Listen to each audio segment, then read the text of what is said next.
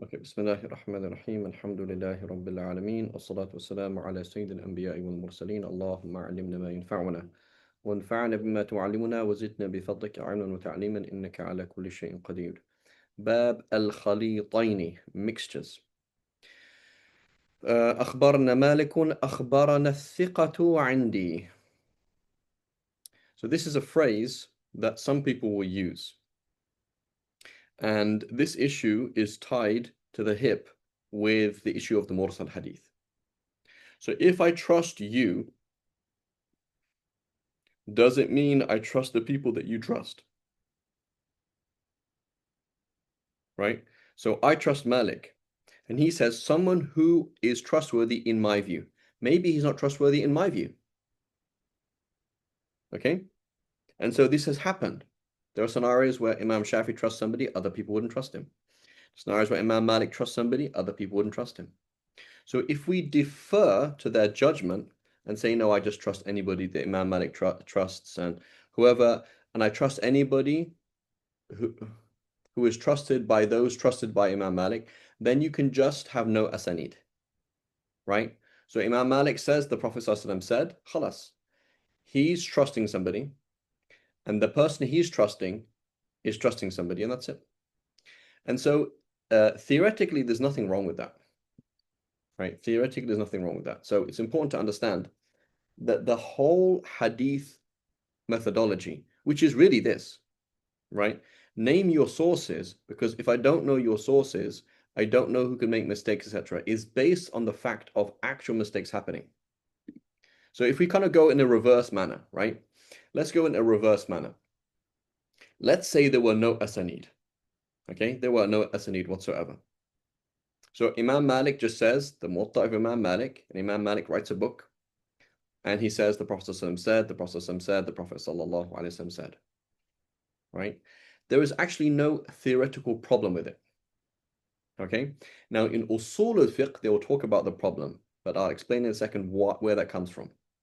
Similarly, and this is very important, I'm talking to a Christian, and I say, look, the Bible's made up, there's no sources.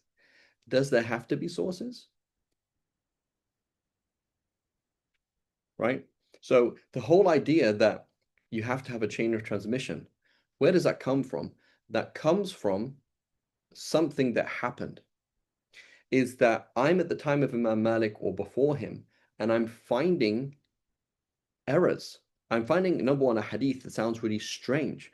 And then I realize there's lots of really weird hadiths from this kind of person. And this is a person of bid'ah. So number one is going to come from sectarian issues. There's somebody who is bid'ah and who is making up a hadith, and I need to identify him. So he's a liar. So first of all, is intentional lying because of sectarian issues. Intentional lying because of political issues. Okay? And then part and parcel with that is we find, hang on a minute, there's lying that is happening, and there's also mistakes that are happening.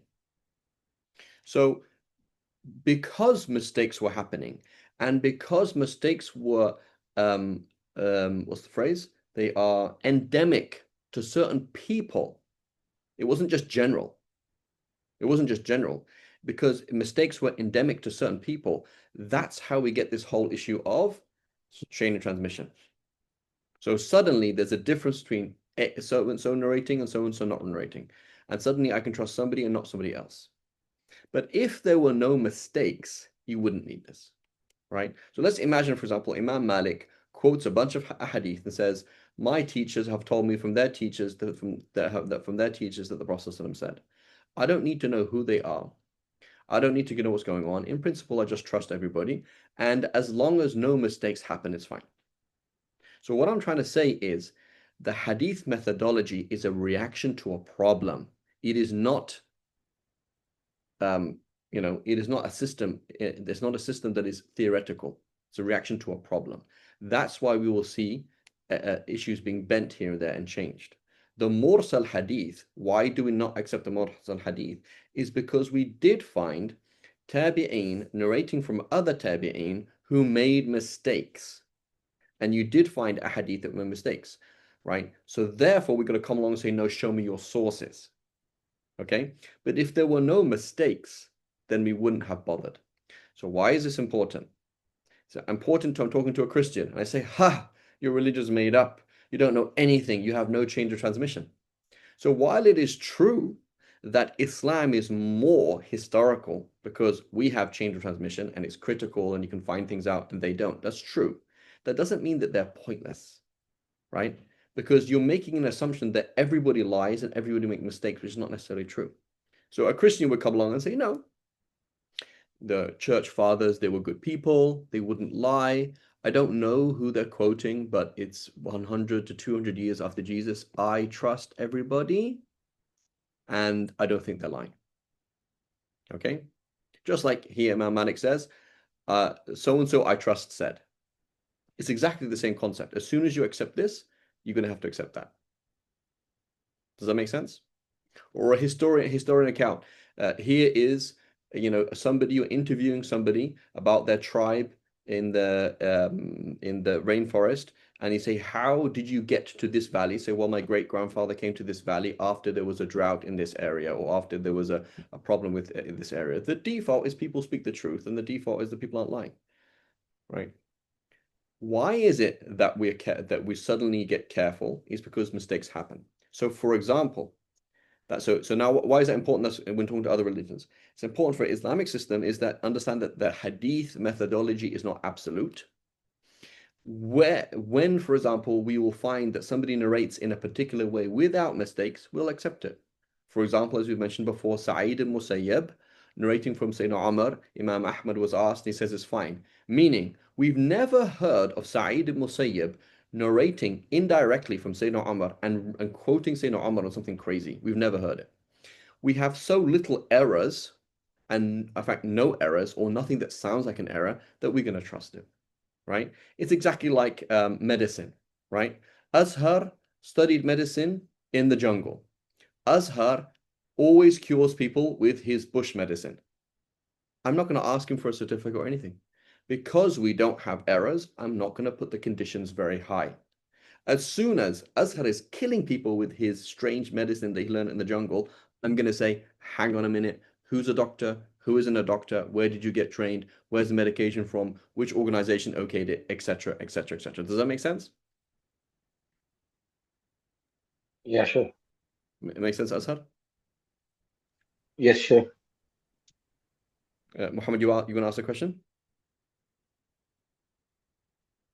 Right? So this is very important. We're going to fast forward and we're going to study in Usul al-Fiqh that, for example, the Usuliyin, they say theoretically the Mursal Hadith, and this is like the Mursal Hadith, I'm trusting, I don't know who Imam Malik is narrating from, so therefore I can't trust it. Da, da, da, da. Theoretically, you can't trust it, right? Which is actually not true. So they've made it theoretically because what they've done is they've seen the job of the muhaddithin, they've seen some logic in it, and then they try and make it logical. But it's not a logical thing. It is a practical thing, right? It's a practical thing. Given that many old cars are dangerous, we are going to force people to do tests on old cars. And this is what it will cost to check your car in England, for example, the MOT in America, what is called the smog test, etc. But if old cars didn't have problems and cars just lasted indefinitely for 40, 50, 60 years, then nobody would test, right? If people didn't have car accidents, nobody would have to do a driving test. But because people have driving accidents, we say, oh, if you don't have a driving license, you are potentially dangerous, right? If people didn't have accidents when driving fast, we wouldn't put a speed limit. We wouldn't put a speed limit. So it is based on practical things, not theoretical things. Okay, it's very important to understand that. So again, you will hear with the Mursal Hadith, and this is basically Mursal Hadith. They'll say, "Oh, we've never heard." I can't remember who said this. Maybe Abu Hatim al-Razi, I think. He was talking about the Marasil of Hassan. Okay, so Sayyidina Hassan al-Basri, he narrates with a gap that the Prophet ﷺ said. Was not a Sahabi, right? And we just, again, trust his sources. Some people said, no, Hassan al-Basri has very bad sources. So you can trust him, but you can't trust his sources. Others, I believe, is Abu Hatim al-Razi, if I'm not mistaken. He said, I've never seen a hadith where Hassan al-Basri says, the Prophet ﷺ said, and then the content was random and weird and strange. We've never heard that. So therefore, given that it doesn't really happen, I don't need Hassan al-Basri to quote his sources, right? And others would argue, no, given that Hassan al-Basri often his sources are often not reliable, I need him to quote his sources. And if he doesn't quote his sources, I won't trust him. Right? Go ahead, Azhar. And it is not because it is a mistake, it is because it may be a mistake. Okay? Go ahead, Azhar. Sheikh, in this hadith, already Imam Malik is quoting the rest of the asanid. Why does he not mention the name of the one he heard it from? I don't know. It could be Is for there any political, reason? it could be for political reasons. It could be Oh, something else. I don't know. Maybe somebody was known and for that, mentioned their name. okay, for the reason, like you said, we trust him, and the people at that time might have not trusted the initial Yeah. narrator. Whereas you will find, unfortunately, Okay. you find some muhaddithin that will do tadlis and du'afa. What they'll say is, they'll narrate in a way that it sounds like they're narrating from somebody, but they're not. So the name is off, or it seems like they're studying with their grand sheikh, but they're actually studying with their sheikh, and their sheikh on this hadith is actually weak. So they're intentionally making it vague so you trust the hadith, which is obviously very dangerous and not good, right? But Imam Malik doesn't do that, so it's for some other reason. It's not very common, right? But let's make an example, right? Imam Malik will say, "It has reached me." He says that now and then. It has reached me that the Prophet said, right? So is it true that theoretically you can't trust that hadith? No, we're going to say as a normal rule, if somebody in the second century, like Imam Malik, right? And somebody in the second century says, it has reached me that the Prophet ﷺ said it, we don't trust them. Why? Because we've seen so many mistakes, right? It is not because theoretically they don't have a chain transmission. It is because practically we have seen mistakes, right? I'll make a comparison. Okay, I make a comparison. Do I have a chain transmission for this book? I don't. So where does this book come from? This book will have certain chain of transmission from Imam Muhammad, okay? And there'll be manuscripts to a certain date. We will compare the manuscripts and what we have today. We will see that there aren't significant differences and there aren't errors. So therefore, we just kind of trust it, even though between us and Imam Muhammad, we don't really have a real chain of transmission. It's kind of like theoretical, right? It's a kind of a list of names with no real checks and balances. Why is it that I'll trust this? Because I don't see mistakes. I notice that Imam Muhammad does narrate this hadith in the same way that other people do it. I've seen that, for example, commentaries and quotes from this book, and it doesn't look like there's any errors in it, right? So therefore, we trust it, even though we don't have a trained transmission. Most books like that. Here I have this book, my library here, full of Shafi'i books. I don't think we have a chain of transmission for all of these books. We don't. So there's actually huge gaps in the chain. Why do we trust it? Because normally mistakes don't happen, right? In fiqh, you don't really have mistakes like that. You will find a few mistakes here and there, but it's rare that a faqih makes a mistake when quoting another position because it's based on analysis and fiqh, etc. Saying this person said this for this reason, this person said that for that reason. We usually understand, right? But otherwise, you don't have actually a chain transmission, right? Right now, you're hearing all of this through a kafir, right? Zoom is not a Muslim source, right? So theoretically, Zoom could be using AI right now to change what you hear from me. But because it hasn't happened in the past, Zoom has not changed what I've said. And you've never listened to me talk and then be surprised by what I said and then come and talk to me and it found out something else. Because it's never happened, you rely on it, even though it's all weak right now. What you're hearing from me is weak because you're hearing through a kafir who's not reliable. Does that make sense? So what does it mean? It means Understood, Sheikh. hadith science is based on practicalities. So I'll come along and say, oh yeah, Hanafis don't make sense. They use mursal hadiths. Nobody questioned mursal hadith until Imam Shafi'i, number one. And number two, if the content seems fine, like what's wrong with that? Right? Or even a weak hadith. Oh, this hadith is weak. Why are you even quoting it? What does weak mean? One of the reasons could be there's a gap in the chain. Well, why are you assuming there's an error? Why is that an assumption? right? Or why are you assuming that this person made a mistake, right? All three of us are weak in hadith, definitely, 100%. But the default is when one Azhar quotes somebody else, he's speaking the truth. He probably makes some mistakes. I make mistakes. Muhammad make mistakes. But, right? So we have to understand that there is the theory world of the muhaddithin, okay, of the usuliyin. There is the practical world of the muhaddithin, and that is one practical thing. And then there's another practical world of the fuqaha, and they're not actually answerable to each other. Okay, they're not actually answerable to each other. So in usul al-fiqh, again, you're going to read a Hanafi book on usul al-fiqh, and they're going to explain why we could trust the Mursal hadith theoretically. Da, da, da, da, da, da. It's not a theory. It's not something that's logically right or logically wrong. It's just practically right, right? We've seen all these PhDs who come out of this university, they don't know anything. Therefore, you don't trust them. How did you know you don't know anything? Well, I compared them, right? Had they been good, you would have trusted it. It's not a theoretical system, it's a practical system. Okay? So it's very important to understand that. But again, theoretically and practically, by default, right, the muhaddithin would not rely on a hadith like this because I don't know who he is, and I may trust you, but I don't necessarily trust the person who you trust. Okay?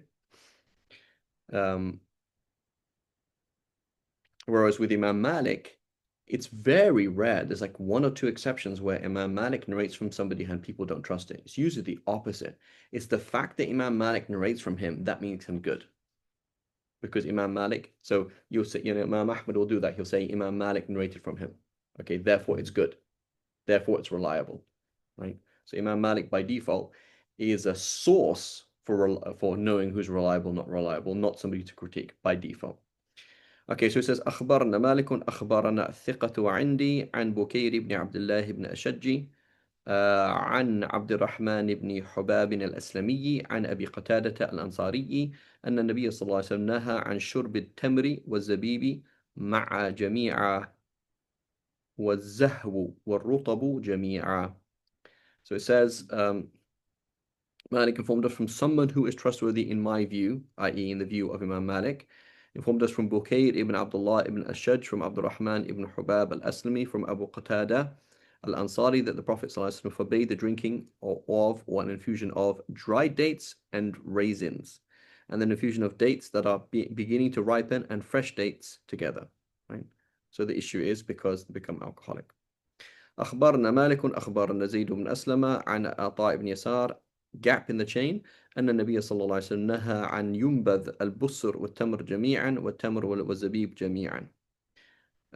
So Malik informed us, Zayd ibn Aslam informed us from Ata ibn Yasar, the Prophet forbade the infusion should be made of steeped, unripe and dried dates together, or steeped, dried dates and raisins together, right? So here for the Hanafis, they're going to say, yeah, because dates and grapes, right, raisins, right, dates and grapes, the alcohol that's made from them is haram in and of themselves, right?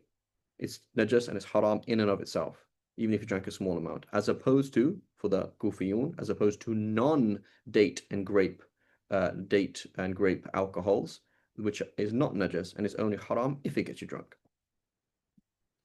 So it says, Babu nabidh al-dubba'i wal-muzaffat. So it says, nabidh prepared in gourds and jars coated with pitch. So these are all, I believe, Allahu A'lam, practical measures to help to basically house what's the word? House the enzymes that are needed to make alcohol, right? So in order to make alcohol, number one, you're gonna have to cover it over,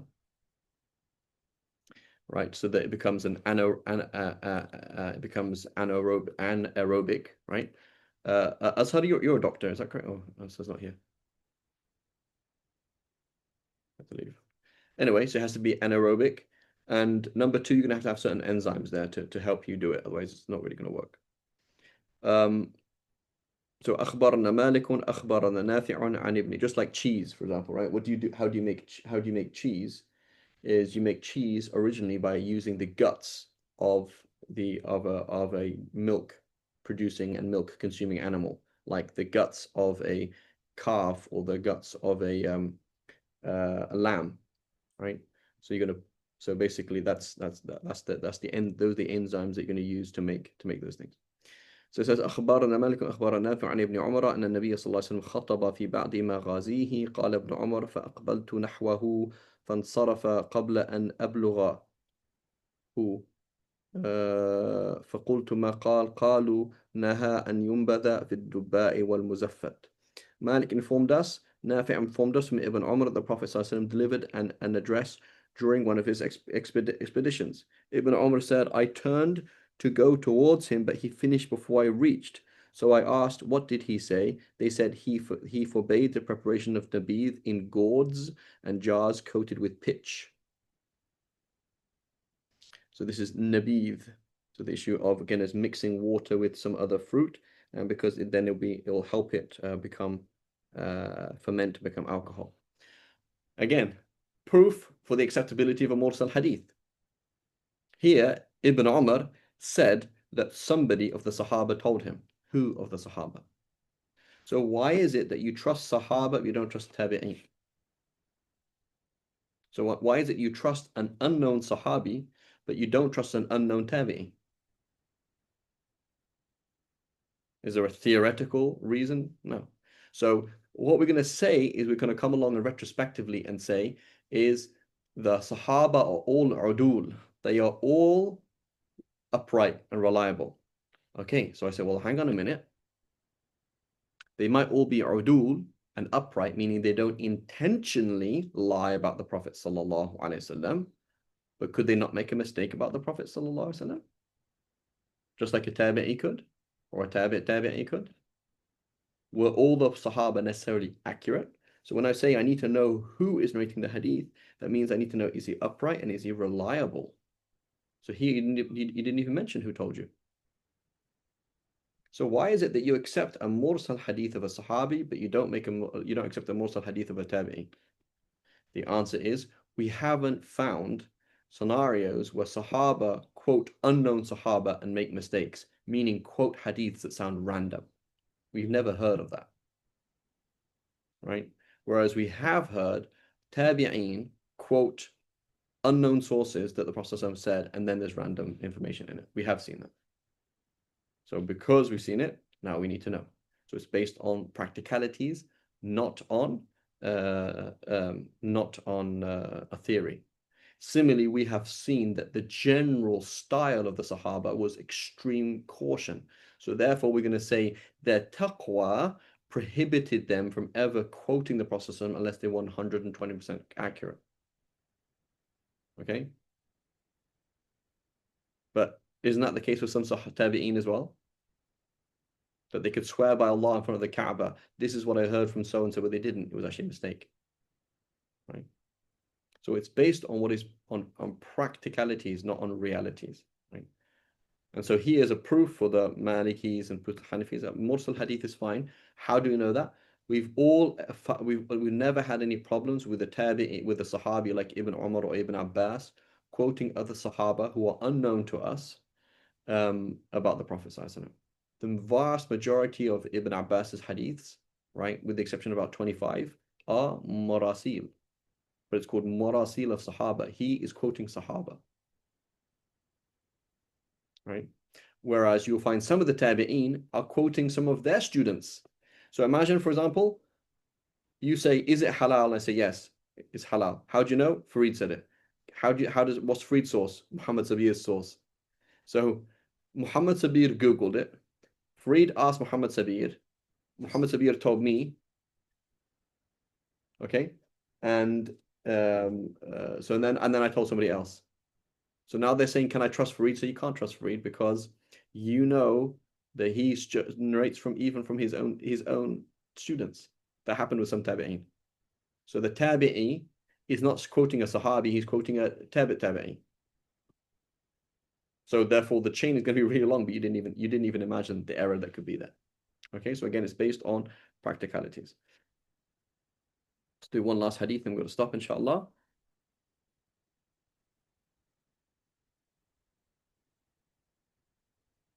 So it says, أخبرنا مالك أخبرنا علاء بن عبد الرحمن عن أبيه أن النبي صلى الله عليه وسلم نهى أن ينبذ في الدباء والمزفت. Malik informed us that Ala ibn Abdul Rahman informed us from his father, the Messenger of the Prophet ﷺ, made the preparation of nabith in gourds and vessels forbade, smeared with pitch. The same reason here. Okay, inshallah, we'll stop here. وصلى الله على سيدنا محمد وعلى آله وصحبه وسلم. جزاكم خير.